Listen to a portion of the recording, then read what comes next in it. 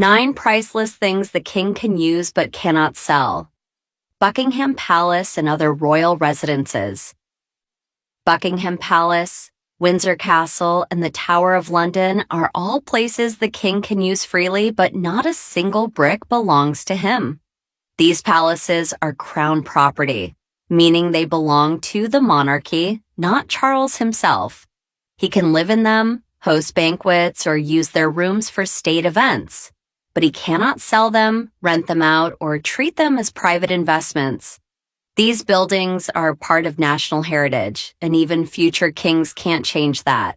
They simply inherit the right to use them, not own them. The Royal Collection of Art and Treasures. The Royal Collection is one of the largest art collections in the world, filled with masterpieces by Rembrandt, Da Vinci, and Vermeer. Yet the king cannot sell even one painting. This entire collection is held in trust for the nation, meaning it stays with the monarchy forever. King Charles can display the artworks in palaces, use them for state events, or loan them to museums, but none of it is personal property. Even if a single painting is worth hundreds of millions, legally, it cannot be sold to profit the monarch. Official state gifts. Any gift the king receives in an official capacity from other world leaders or during state visits automatically becomes crown property, whether it's expensive jewelry, artworks, or ceremonial weapons. Charles cannot sell or give them away. They go into the royal collection or are stored by the royal household. Only personal gifts from family or close friends belong to him privately. Everything else becomes part of royal history the moment it is handed to him. The swans and dolphins. By tradition, the monarch owns all unmarked swans in the Thames and certain species of dolphins and whales around the UK. But this is symbolic ownership. King Charles cannot sell them, harvest them, or turn this strange tradition into profit. The king simply acts as a symbolic guardian of these animals, making it one of the strangest things he owns but can never use in any personal way. The crown jewels. The most famous treasures the king cannot sell are the crown jewels, a collection so valuable it's considered priceless rather than expensive. These include St. Edward's crown, the imperial state crown, the sovereign scepter, and thousands of diamonds, pearls, and historic gems like the Cullinan diamonds. King Charles can wear them during ceremonies, but legally, they do not belong to him personally. They belong to the crown as an institution and must pass on to the next monarch. Even if the monarchy needed money, these jewels are permanently off limits. Royal archives and historical documents.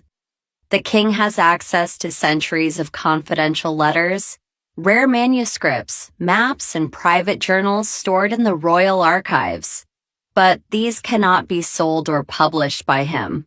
They include correspondence from Queen Victoria, George III, and other historical monarchs. Charles can read them, use them for research, or approve exhibitions. But legally, he cannot treat them as his own possessions. These documents belong to British history, not to the man who sits on the throne. The royal mews carriages and horses. The king has full access to the royal mews, home to the royal carriages, ceremonial horses, and the legendary Diamond Jubilee State Coach. He can use these coaches for parades, coronations, and major events, but none of them belong to him personally. Every carriage, from the centuries-old Irish state coach to the modern glass-roofed Jubilee coach, is crown property. Even the horses, like the famous Windsor Greys, are considered part of royal tradition and cannot be sold. They remain permanent ceremonial assets, no matter who sits on the throne. The Royal Naval Fleet and State Transportation.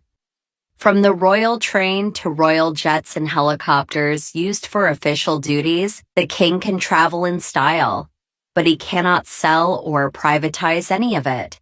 These vehicles are state-owned resources meant for the monarch's work and national representation. He can use them for tours, charity visits, and ceremonies, but they are not his personal toys. Even the royal train, which looks like a moving luxury hotel, is strictly a government asset. Every monarch uses it, but none can claim ownership. The gold state coach. The massive gold state coach used in coronations and royal jubilees looks like something out of a fairy tale. But it is also an item the king can never sell. Built in 1762 and covered in gilded carvings, it is owned by the crown and preserved as a national symbol. Charles can ride in it for major ceremonies, but he cannot change it, modify it, or even store it anywhere he wants. It is treated like a national artifact, not personal property. No king or queen has ever had the right to dispose of it.